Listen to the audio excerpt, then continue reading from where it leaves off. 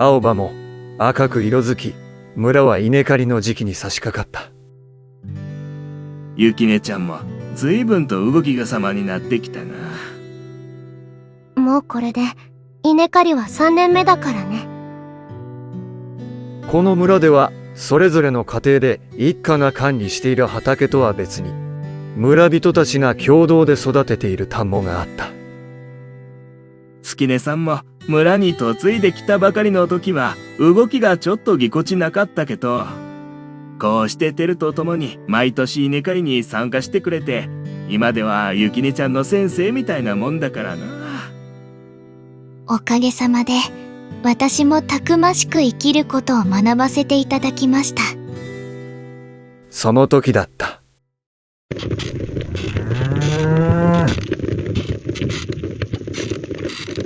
毎度ながらご苦労さんですな。牛車を引く男が月音に話しかけてきた。こちらこそお月見村へのご足労に感謝しております。男はお月見村へこの村の物資を届ける届け人になっていた。月音さんはあれからまだお月見村には帰ってないのですか？ええ、もう村を出てから随分と経ちましたが、まだ一度も。そうでしたか。よかったらご一緒にどうですかな。いえ、私はこのように村を出て嫁いだ身です。よほどのことはない限り、戻ることはないかと思います。お気遣いありがとうございます。さようですか。では、ゆきねちゃんはどうですか。この機会に母親の故郷を知ってもらうのは良い巡り合わせだと思いますが。私、行ってみたい。確かにこれは雪音にとって良い機会だな。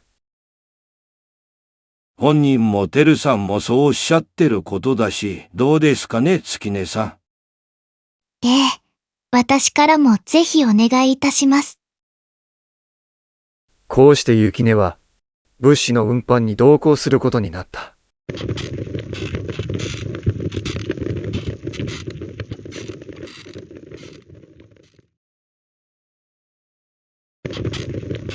お月見村までどれくらいかかるの？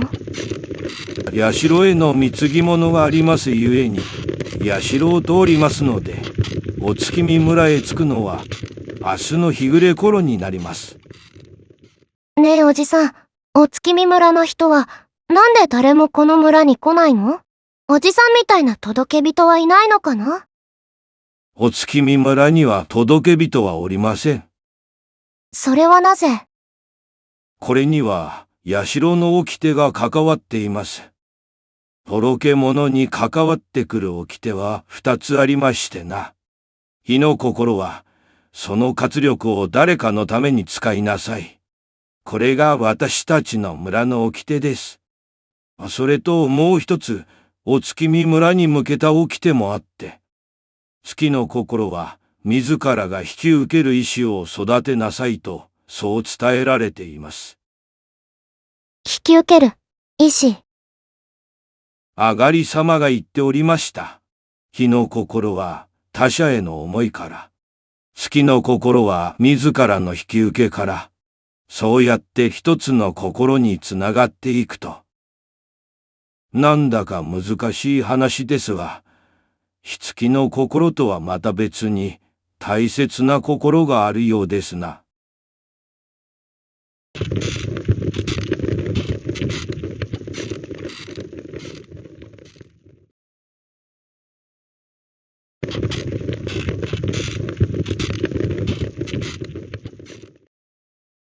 雪音たちは社に着いた。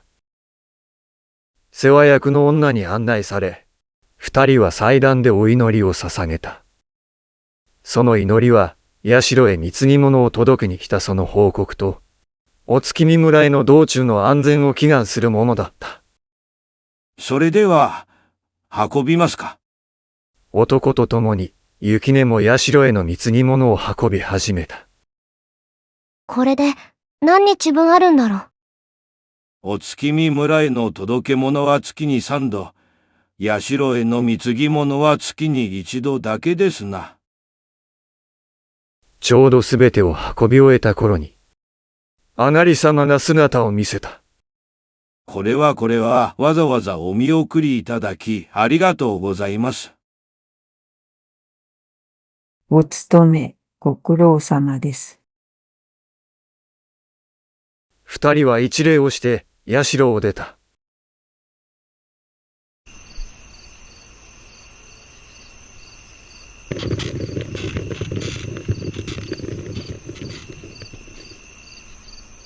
今晩はこの小屋で休みましょう。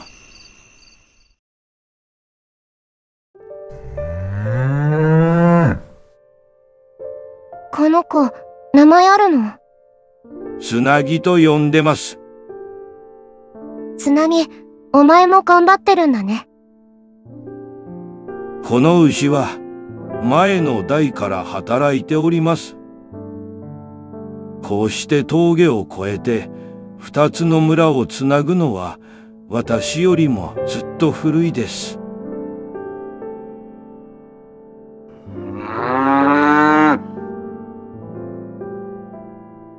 明日はお月見村まで長い道のりです。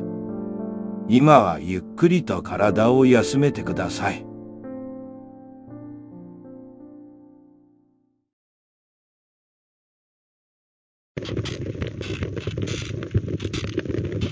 ゆきねちゃんはお母さんからお月見村のことをいろいろと聞いておりますかな？私は、お月見村の人が、織物や染め物をしていること以外は、何も知らないよ。そうでしたか。月音さんも、てるさんと出会ってからは、さぞかし多くの試練を乗り越えてこられたようです。特に聞かれなければ、自ら話す人ではないでしょうな。よろしければ代わりに、私がお月見村のことをお伝えしましょう。私に何か聞いておきたいことはありますかな？これまでに、うちの村に嫁いできたお月見村の人は、他にいないのかな？村に嫁いできたのは月音さんが初めてだと思いますが、てるさんと月音さん以外に、遠い昔、お日様とお月様が結ばれたという神話が残っています。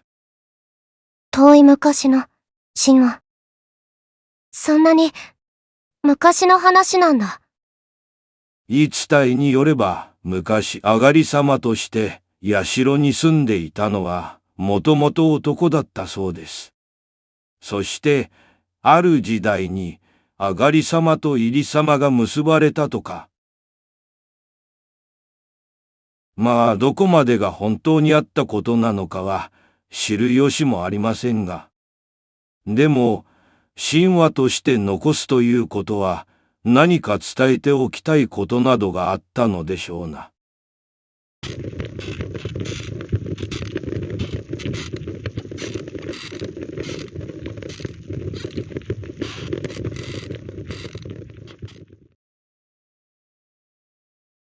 おや、ようやくお月見村が見えてきましたな。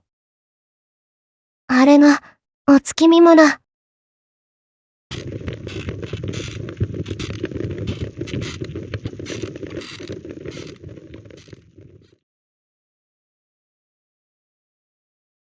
二人はお月見村に到着した。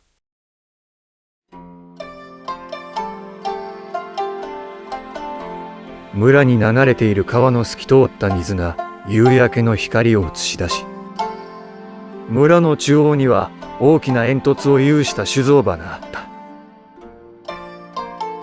どうぞごゆるりと。村の男が会釈をしながら立ち去っていった。雪音は村の光景に圧倒されて、ただただ立ち尽くしていた。初めて見る村の眺めはどうですかな？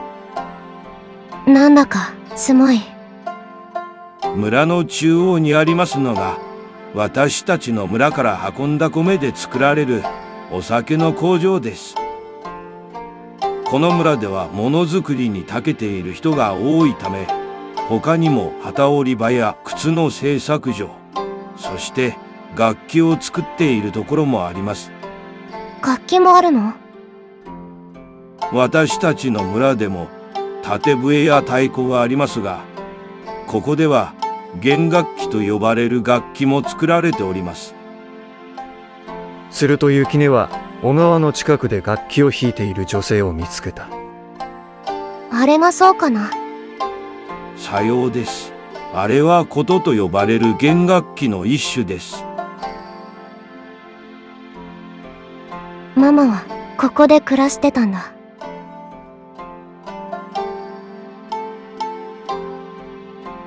少し村を見て回りたい。まあいいでしょう。私はここにおりますので。ありがとう。じゃあまた後で。そう言って雪音は心を躍らせながら村を探索し始めた。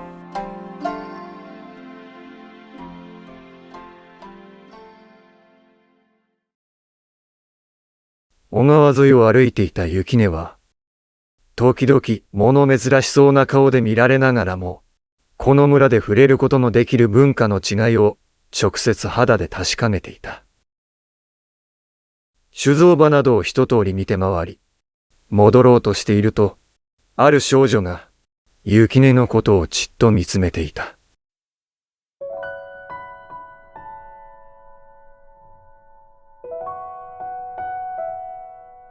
こんばんは。私は雪音。お名前は？雪音がそっと尋ねると、少女は逃げるように去っていった。雪音が戻ると、村人たちが列をなして並んでいた。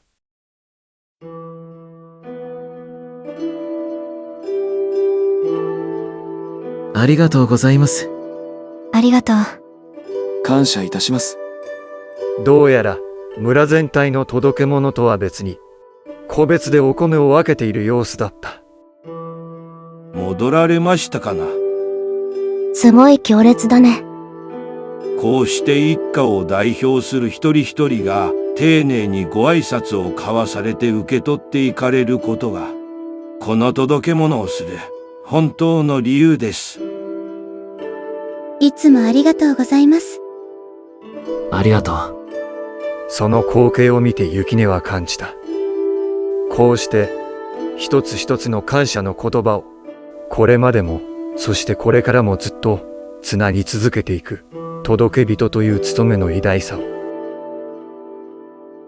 しばらくして列も残りわずかになってきた頃、雪音は物陰に隠れながらこちらを覗いている先ほどの少女に気づいた。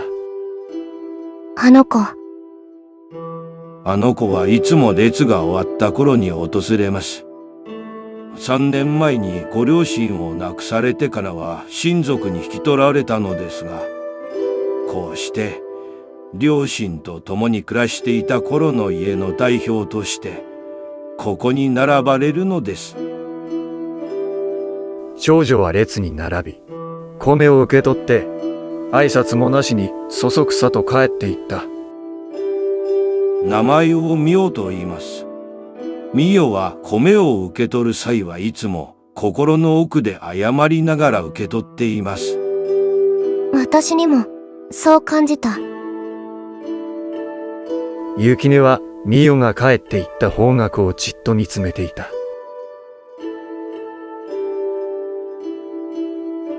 自分にはごめんなさいって言っている。そしていずれはミオがミオにありがとうを伝える。おう、そこまで見えましたか。男は雪音の目線の先にあるミオの光を共に見つめながら言った。こうして少女の引き受ける意志が育っていく様を見届けられるのは、この届け人という務めのおかげです。夜空を見上げると、その届け物を優しく見守るお月様の姿があった。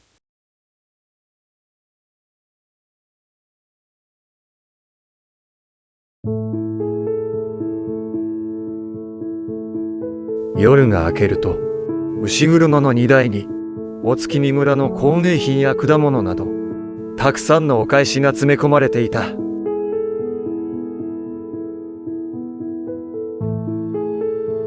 雪音たちは身支度を済ませ、深々と一礼をして、村を立った。